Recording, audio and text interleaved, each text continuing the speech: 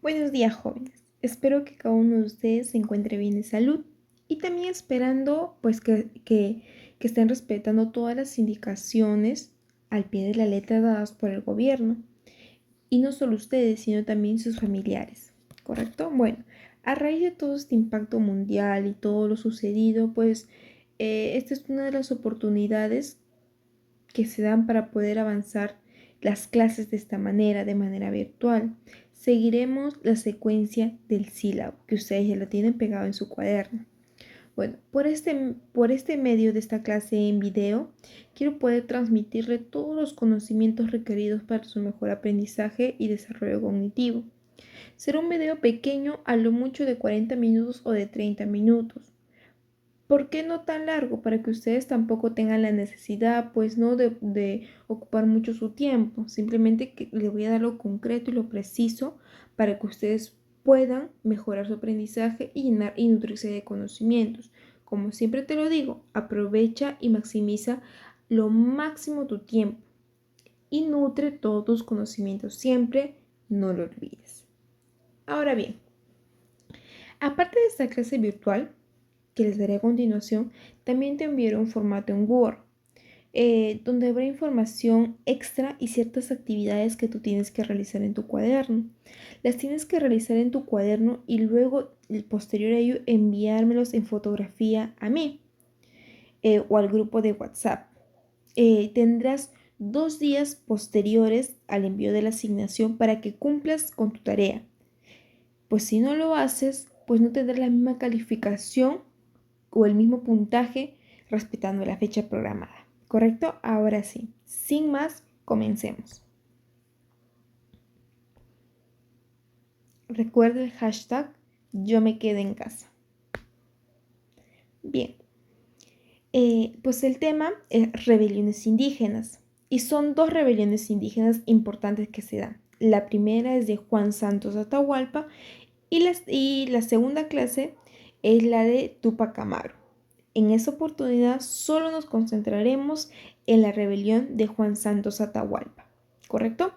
La coyuntura, comencemos. La coyuntura rebelde pues se inicia principalmente en la octava década del siglo XVIII, es decir, cuando los cambios producidos por las reformas borbónicas en Europa habían generado una situación de desacato que abarcaba distintos sectores sociales con diferentes perspectivas, es decir, los sectores sociales en el Perú estaban muy marcados. Cada uno apuntaba o cada uno tenía su visión, cada uno se manejaba de una manera individualista, mirando su beneficio para sí, ¿correcto? Nadie miraba el beneficio global o nadie decía, no, pues nosotros como clase alta vamos a apoyar a la clase que más lo necesita. No, simplemente que cada una de las clases sociales pues tenían sus perspectivas o sus anhelos como clase social en sí. Ahora, este año estallaron diversas rebeliones que llegaron a involucrar considerablemente al territorio del surandino peruano. Como nos referimos, cuando digo surandino peruano, nos referimos a lo que es Tacna, Moquegua, Arequipa, Puno, etc. Todos los departamentos al sur del Perú. Pues una de las revueltas más extensas por este territorio y por el tiempo del siglo XVIII abarcada fue la rebelión de Juan Santos Atahualpa. Una de estas, la rebelión indígena parte con la valentía de Juan Santos Atahualpa y posterior a ello viene lo que es la rebelión de Tupac Amaru II. Ahora, ¿quién es Juan Santos Atahualpa? Pues Atahualpa desde la montaña de Huanta, pues se internó en la selva central para establecerse inicialmente en Chanchamayo. Chanchamayo es un lugar muy bonito. Quienes se hayan ido a visitar conocerán de lo que estoy hablando o sabrán de lo que estoy hablando. Tal vez huyendo de la justicia colonial. Ese tal vez cuando yo digo es porque aún las investigaciones no detallan con exactitud que Atahualpa haya estado huyendo pues de la justicia colonial o que simplemente fue para poder desde ahí, desde Chanchamayo, pues iniciar la rebelión que él estaba tomando y que él estaba empoderando esta rebelión para que se dé acá en el Perú. Son dos opciones, las cuales o él estaba huyendo o él se quería establecer ahí. Ahora, en mayo de 1742 tuvo una entrevista con un cacique. De estas resueltas, pues de la cual logró la adhesión de numerosas naciones del Gran Pajonal, especialmente de los Ayaningas, que eran más conocidos como los Campas. Pues a través de estas reuniones, de esta adhesión, pues logran unir ciertos lugares o ciertos aspectos con gran importancia o con gran poder, como es los Ayaningas. Entre los que se hizo proclamar Apu Inca, diciéndose descendiente de Atahualpa, cuyo nombre tomó proclamando que iniciaba la lucha para liberar a los pueblos indios de la opresión feudal y colonial. Es decir, él inicia esta rebelión con el fin de que pueda liberar a todos y cada uno de los que que estaban sometidos en opresión feudal, trabajando o bajo la corona española, ¿correcto? Él quería de alguna u otra manera ayudar a la liberación y a la promulgación de que todos los peruanos deberíamos ser libres y trabajar con un sueldo, trabajar con algo estable. La palabra sueldo anteriormente no existía, ¿correcto? Ahora bien, pasemos. La rebelión de San Juan de Atahualpa pues se da en 1742 hasta 1756. Esos años fueron muy claves para el Perú. ¿Por qué? Porque se da una de las grandes rebeliones que fue dirigida por Atahualpa. Ahora, lo primero, están los franciscanos y la conversión de las almas. Nuevamente, la religión católica. También está la colonización y las epidemias. Este tema de epidemias es muy importante y muy marcado en toda esta época. Siguiente están los factores que impulsaron a esta rebelión. Luego veremos lo que es la guerra de guerrillas. Luego también veremos lo que son los franciscanos después de la rebelión. También veremos el significado histórico que conlleva esta rebelión. Y finalmente, cómo acabó y cómo se dio fin a esta rebelión. Ahora, comencemos. Los franciscanos y la conversión de las almas. Pues el área donde se desarrolló la insurrección se hallaba desde los siglos XVII, bajo el control del orden de los franciscanos. Geográficamente se situaba en lo que se denominaría el Gran Pajonal, lo que hace un momento les dije que se había unido a la rebelión de Atahualpa. Tribus como los Shipibos, los Conibos, las Campas, que son los Ashanincas, pues estaban siendo adoctrinados por los franciscanos. Es decir, estas tribus que creían en sus dioses, que mantenían de repente una religión católica, que creían básicamente sus dioses, pues estaban siendo sometidos y adoctrinados por estos franciscanos a la religión católica, como casi una obligación, no les estaban obligando a creer en Dios, en la Biblia, en la Virgen, etc. Convertirlos básicamente significaba todas estas tribus no eran cristianizados, sino también prepararlos para el empadronamiento como tribus o mitayos. ¿Qué eran los mitayos? Eran personas que pasaban de la creencia que ellos tenían a ser cristianos, a cristianizarlos, por decirlo así. ¿Correcto? Ahora, lo siguiente, la colonización y las epidemias.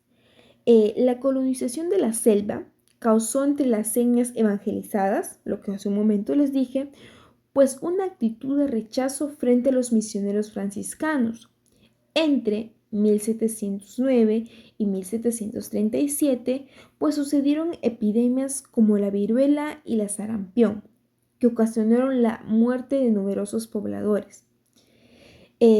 Esas epidemias, la viruela y la sarampión, mataron a muchísimas personas. ¿Por qué? En ese tiempo no habían vacunas, era una enfermedad desconocida. yéndonos a un campo más, como decirlo así, como más crítico o haciendo una comparación, pues la viruela y la sarampión no es un virus como ahorita, ¿no? Pero es una enfermedad en la cual, como ahora nosotros no tenemos cura para el coronavirus, no tenemos vacuna, no tenemos nada de eso.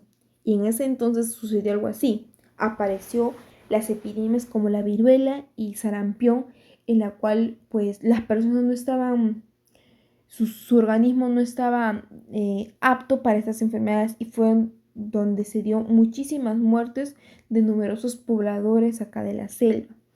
Era inevitable que, pues, que estas campas, los ashaninkas, establecieron una correlación entre los misioneros y las enfermedades. O sea, era casi imposible que estas personas, los ashaninkas, pues, quisieran a los misioneros, pues que estos misioneros traían enfermedades, ¿no es cierto?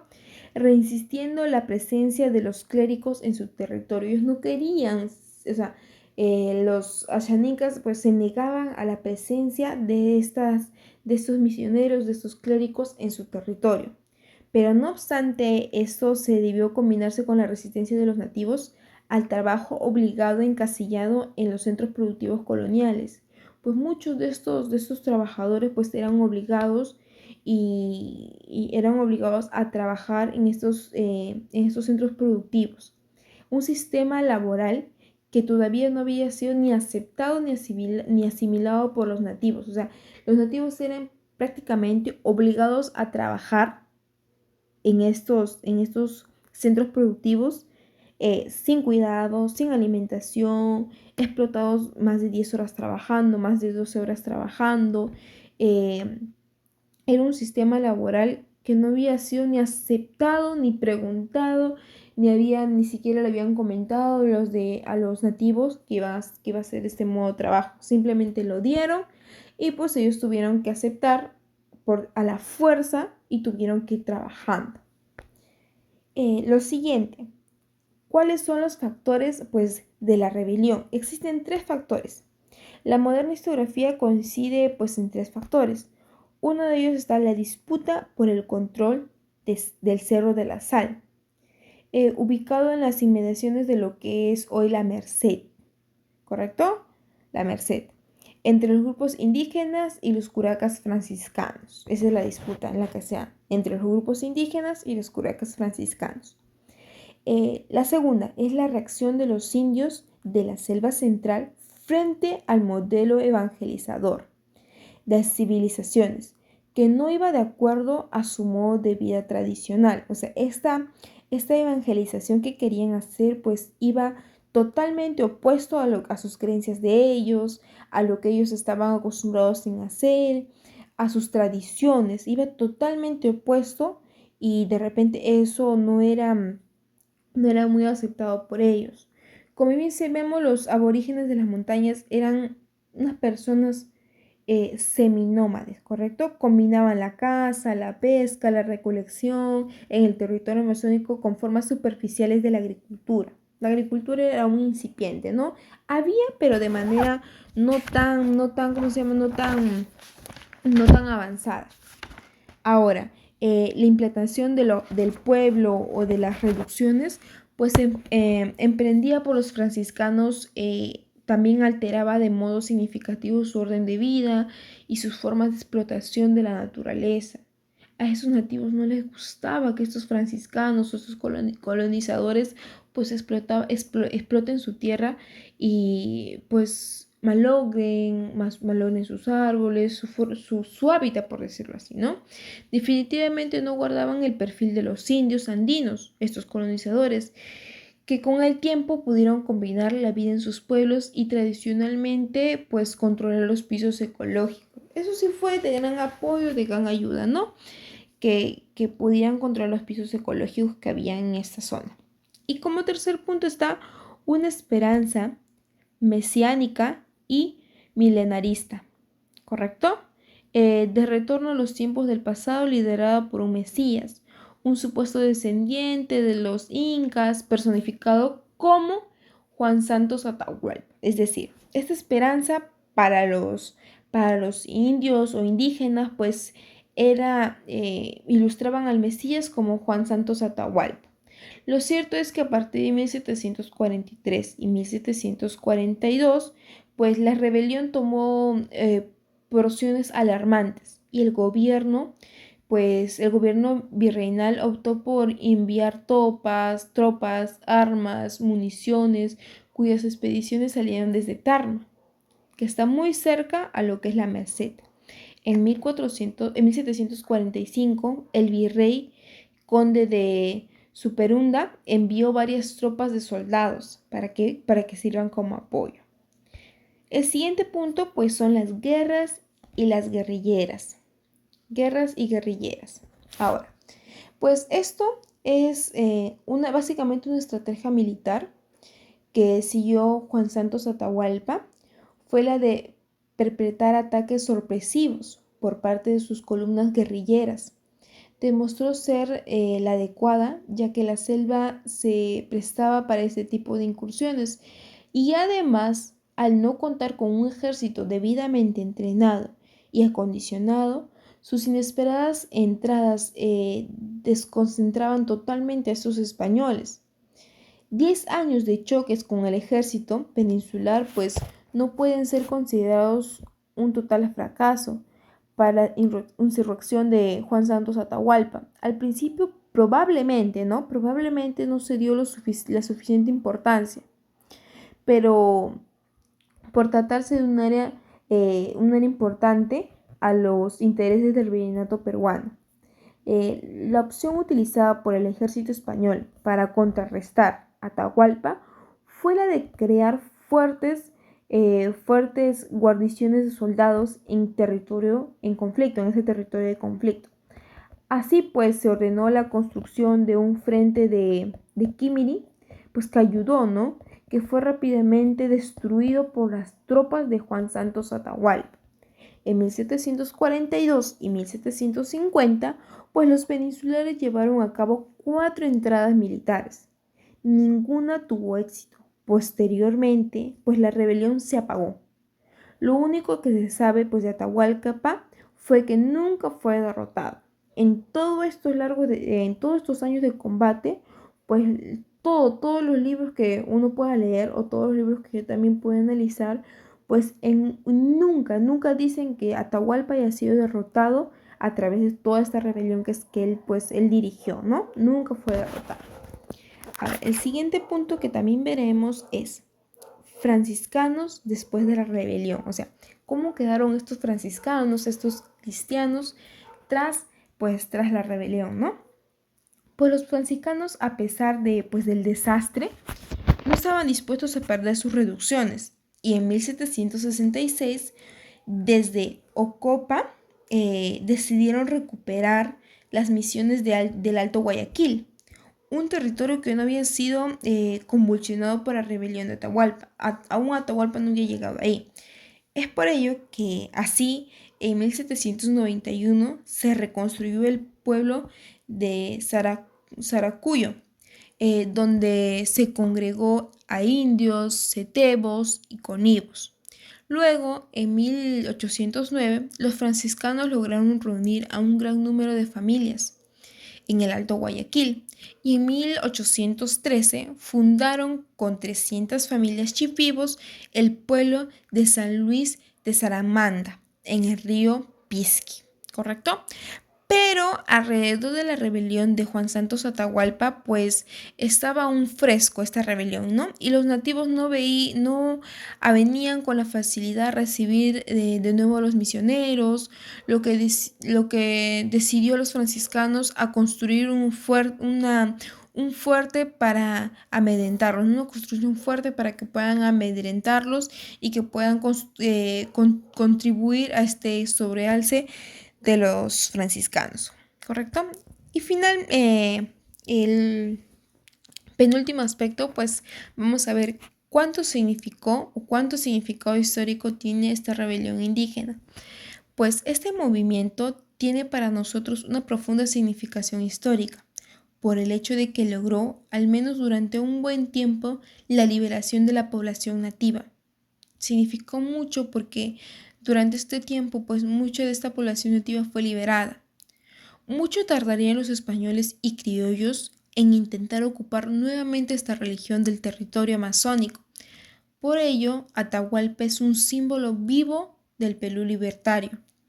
Entre los historiadores a estudiar los hechos del levantamiento de Atahualpa siempre ha sido polémico, ya que para algunos es un personaje cuestionado legendario y para otros es un héroe que dio el primer grito de independencia. Algunos lo cuestionan, algunos los aplauden, historiadores, ¿no?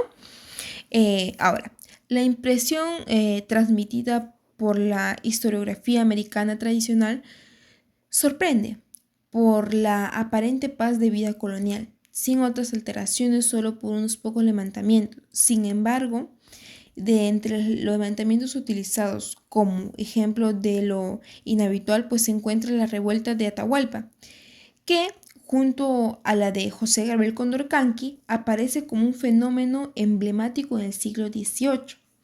Ambos episodios pueden ser considerados como precedentes de los movimientos emancipadores, debido a su carácter nativista, siendo esto en todo caso un ejemplo para las élites criollas, ¿no?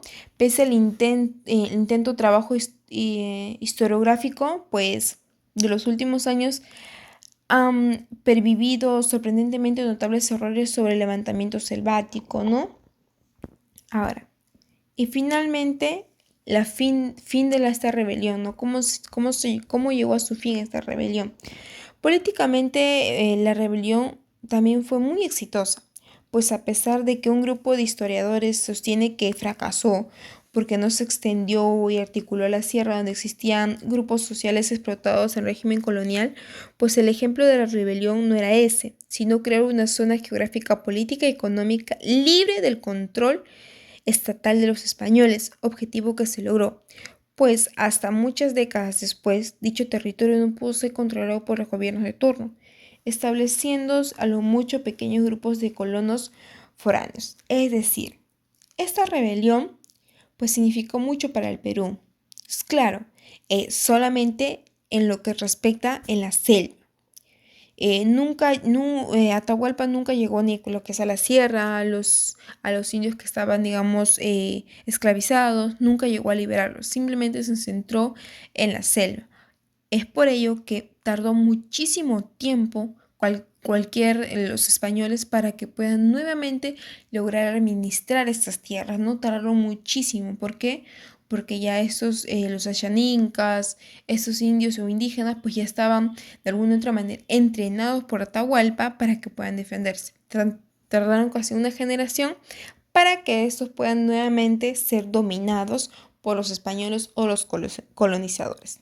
Sin más, damos finalizada la clase. Recuerda que te voy a enviar un formato en Word y una asignación, ¿correcto? Recuerda una vez más el hashtag yo me quedo en casa y no te olvides de realizar tu asignación. Nos vemos la próxima clase. Cuídate.